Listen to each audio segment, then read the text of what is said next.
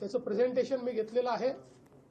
जो शेतकरी आहे आणि अर्थातच तद्वत व्यापारी आहे, या सगळ्यांना याचा मोठा फायदा होणार आहे आणि म्हणून ही मागणी केंद्र सरकारने मान्य केल्याबद्दल माननीय देशाचे पंतप्रधान नरेंद्र मोदीजी, आमचे कॉमर्स मिनिस्टर आणि या समितीचे अध्यक्ष अमित शहा यांचे मी मनापासून आभार मानतो। आणि यापुढेही कांदा उत्पादक शेतकऱ्याला ज्या ज्या प्रकारे मदत करता येईल ती मदत राज्य सरकार करतच राहील। आज मी त्र्यंबकेश्वरला जाऊन त्या ठिकाणी दर्शन देखील घेतलेलं आहे, पाहणी केली आहे, कुशावर्त तीर्थाची पाहणी केलेली आहे आणि त्र्यंबकेश्वरचा एक विकास आराखडा, ज्याला अलीकडच्या भाषेत कॉरिडॉर म्हणतात, तो आराखडा प्रशासनाने तयार केला। त्याचं प्रेझेंटेशन मी घेतलेलं आहे। सन्माननीय दोन्ही मंत्री महोदय आणि आमदार देखील त्याला उपस्थित होते। सिंहस्थ कुंभमेळ्याच्या निमित्ताने नाशिकचा विकास आपण करतो, तसाच त्र्यंबकेश्वरचाही विकास झाला पाहिजे, कारण त्र्यंबकेश्वर हे आपल्या ज्योतिर्लिंगांपैकी एक प्रमुख ज्योतिर्लिंग आहे आणि देशभरातून लोक त्या ठिकाणी येतात आणि म्हणून जवळपास 1100 कोटी रुपयाचा एक आराखडा तिथला तयार केलेला आहे। त्याचे 2 टप्पे आम्ही करतो। पहिला टप्पा जो सिंहस्थापर्यंत आपल्याला पूर्ण करता येईल आणि दुसरा टप्पा जो आहे ज्याच्यामध्ये त्याच्यानंतरही काही कामं होतील। याच्यामध्ये दर्शनाकरता कॉरिडॉर तयार करणं असेल,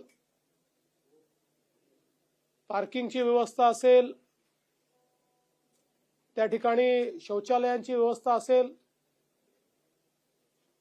आपले जे तिथले वेगवेगळे कुंड आहेत, म्हणजे कुशावर्त एक आहेच पण अजून काही कुंड आहेत, या सगळ्या कुंडांचं रेस्टोरेशन, तिथल्या काही प्रमुख जी मंदिर आहेत त्याचं रेस्टोरेशन आणि ASIच्या मदतीनं प्रत्यक्ष जे मंदिर आहे त्याच्यामध्येही खूप रेस्टोरेशनची गरज नाही, पण जी काही आवश्यकता आहे आणि अनेक वेगवेगळ्या प्रकारच्या सोयी या तयार करणं, यासोबत त्याचा एक भाग म्हणून आपल्याला माहिती आहे की मागे ब्रह्मगिरी आहे आणि हा सगळा परिसर अतिशय सुंदर आहे। त्यामुळे या ठिकाणी नॅचरल ट्रेल्स तयार करायच्या, अशा प्रकारचा देखील प्रयत्न या आराखड्याच्या माध्यमातून करण्यात येणार आहे। मी प्रशासनाला सांगितलेलं आहे की त्यांनी पुढच्या तयारीला लागावं। लवकरच आम्ही हा प्रस्ताव हाय पॉवर कमिटी आणि मग त्याच्यानंतर मुख्यमंत्री कमिटीकडे नेऊ आणि त्याला मान्यता देऊ। नाशिकमधली देखील जी कामं आहेत त्यालाही आम्ही मान्यता दिलेली आहे। जवळपास मला असं वाटतं 15 पूल, किती पूल आहेत? 11 पूल आपण त्या ठिकाणी बांधतो। रस्त्याचं एक मोठं जाळं आपण तयार करतो आहोत। आपला जो काही ज्या ठिकाणी खरं म्हणजे आपलं साधुग्राम तयार होतं ती सगळी जागा आपण ॲक्वायर करतो, त्याचाही विकास आपण करतो आहोत। घाटांमध्ये नवीन सोयी सुविधा करतो आणि काही घाट देखील वाढवतो आणि सगळ्यात महत्त्वाचं या ठिकाणी STPचं जाळं तयार करून पाणी शुद्ध राहिलं पाहिजे या दृष्टीनं एक आराखडा तयार केलाय आणि कुठल्याही परिस्थितीत सिंहस्थाच्या आधी त्याचं काम पूर्ण करायचं असं एक ॲम्बिशियस अशा प्रकारचा प्लॅन हा आपण तयार केलेला आहे।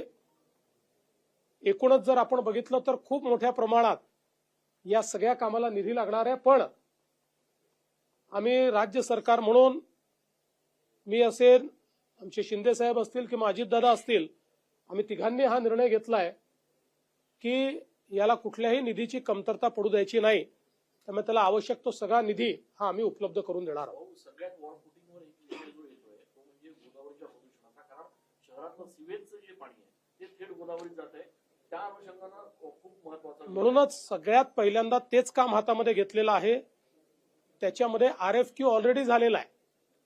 आता त्याचा RFP प्रकाशित होतोय आणि कुठल्याही परिस्थितीत पुढच्या महिन्यात हे काम सुरूच झालं पाहिजे अशा प्रकारचा आपला प्रयत्न आहे.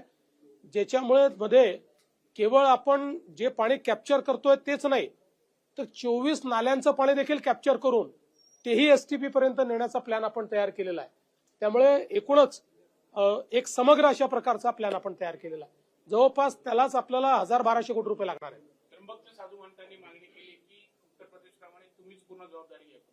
माझी जबाबदारी आहेच, मुख्यमंत्र्याची जबाबदारी असतेच, पण आपण आता उत्तर प्रदेशने ज्या प्रकारे या कुंभमेळ्याचा कायदा तयार केला आणि मेला प्राधिकरण तयार केलं त्याच धर्तीवर आपलाही कायदा आपण तयार करतो आहोत आणि आपणही मेला प्राधिकरण तयार करून याला कायदेशीर पूर्ण चौकट आता देतो. आपण त्र्यंबकेश्वरला गेलं, कुशवर्धनची पाहणी केली, तिथलं पाणी बघून आपणही जरा खेद व्यक्त केला. काय सुधारणा करणार? त्या संदर्भात मागच्याच काळामध्ये मी काही वेगवेगळ्या टेक्नॉलॉजी प्रोव्हायडर्सला पाठवलं होतं. त्यांनी आम्हाला सोल्युशन दिलेलं आहे आणि जे काही सोल्युशन त्यांनी दिलंय त्याच्यावर आम्ही आता लगेच निर्णय करतो. त्यांचा असा दावा आहे की ते पाणी स्वच्छ करू शकतात. त्यामुळे ते सोल्युशन जे त्यातलं बेस्ट असेल, एक्सपर्ट सांगतील ते आम्ही सोल्युशन स्वीकारून तात्काळ त्याच्यावर कारवाई करणार आहोत. ते खरं आहे, योग्य आहे ते, कारण त्र्यंबकेश्वर आणि नाशिक दोन्ही ठिकाणी हा कुंभमेळा होतो.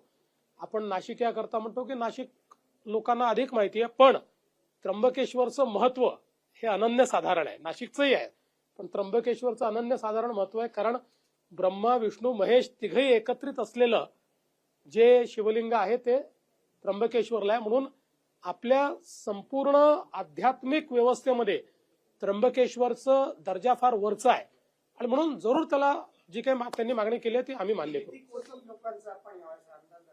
आज तो अंदाज आपल्याला करता येत नाही, कारण आता प्रयागराजला जेव्हा आम्ही आमची टीम पाठवली होती त्यावेळेस त्यांनी देखील सांगितलं की त्यांनी वाढीव अंदाज पकडला होता, त्याच्याही 3 पट लोक आले. त्यामुळे आता एकदा थोडा सगळ्या गोष्टींची तयारी झाल्यानंतर त्याचा अंदाज आपण निश्चितपणे घेऊ. आता तुम्हाला ते सांगू नाही, प्राधिकरण तिथल्याही प्राधिकरणात साधू महंत नाहीये. हे अगदी स्पष्टपणे प्रशासकीय प्राधिकरण आहे. कारण तुम्ही जर प्रोफेशनली कुंभमेळा मॅनेज केला नाही आणि जर दुप्पट तिप्पट गर्दी आली तर इथे अडचणी होऊ शकतात. त्यामुळे हे प्राधिकरण हे मॅनेजमेंटचं प्राधिकरण आहे, हे अध्यात्माचं नाहीये. अध्यात्माची बाजू हे साधू संत सांभाळतील, पण प्रशासनाची बाजू, मॅनेजमेंटची बाजू, व्यवस्थापनाची बाजू आणि व्यवस्थेची बाजू हे मेळा प्राधिकरण सांभाळेल. आज मैं सबसे पहले भारत सरकार का आभार व्यक्त करता हूं कि भारत सरकार ने महाराष्ट्र सरकार की जो मांग थी प्याज के ऊपर जो 20% एक्सपोर्ट ड्यूटी लगाई थी उसको कल ही भारत सरकार ने वापस लिया है. इसके कारण हमारे प्याज के जो किसान हैं उनको उसका बहुत फायदा होगा. इसलिए मैं केंद्र सरकार का बहुत आभार व्यक्त करता हूं. हम सभी लोग जानते हैं कि 2027 में महाराष्ट्र के नासिक और त्र्यंबकेश्वर में सिंहस्थ महाकुंभ का आयोजन होगा. इस आयोजन की दृष्टि से हम लोग लगातार बैठकें कर रहे हैं. नासिक में क्या करने की आवश्यकता है इसका एक मास्टर प्लान हमने तैयार किया था, जिसको हमने पिछले ही समय मान्यता दी है. उसके काम भी हम चालू कर रहे हैं, जिसमें बड़े पैमाने पर यहाँ पर पानी साफ हो इस दृष्टि से STP की व्यवस्था हो, रास्तों की व्यवस्था हो, ब्रिजेस की व्यवस्था हो, साधुग्राम की जो जगह है उसको अधिग्रहित करके वहां पर सारी व्यवस्थाएं खड़ी करनी हो. ये सारी व्यवस्थाएं हम लोग कर रहे हैं. साथ साथ त्र्यंबकेश्वर में भी, क्योंकि हम जानते हैं त्र्यंबकेश्वर ये हमारा एक बहुत महत्वपूर्ण ज्योतिर्लिंग है और ज्योतिर्लिंगों में भी इसकी जो इसका स्थान है वो बहुत ऊंचा माना जाता है. इसलिए त्र्यंबकेश्वर के विकास का भी हम लोगों ने प्रावधान किया है. एक 1100 करोड़ रुपए का इसका प्लान हमने तैयार किया है, जिसमें वहां के अलग अलग कुंडों का भी विकास होगा, वहां पर नदी का भी विकास होगा, वहां पर बाकी भी लोग दर्शन के लिए आते हैं तो उसके लिए सारी व्यवस्थाएं हम लोग खड़ी करेंगे और हर प्रकार की व्यवस्थाओं को वहां पर कायम करने का निर्णय हमने लिया हुआ है।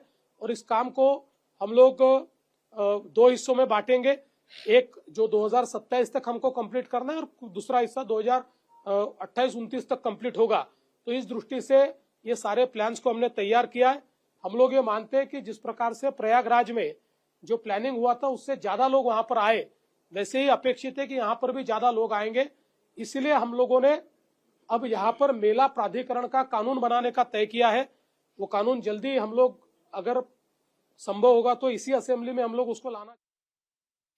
मुख्यमंत्री देवेंद्र फडणवीस माध्यमांशी संवाद साधत होते। सिंहस्थ कुंभमेळ्याच्या अनुषंगाने आढावा बैठक घेण्यात आली आणि त्यानंतर महत्त्वाची माहिती ते माध्यमांना देत होते।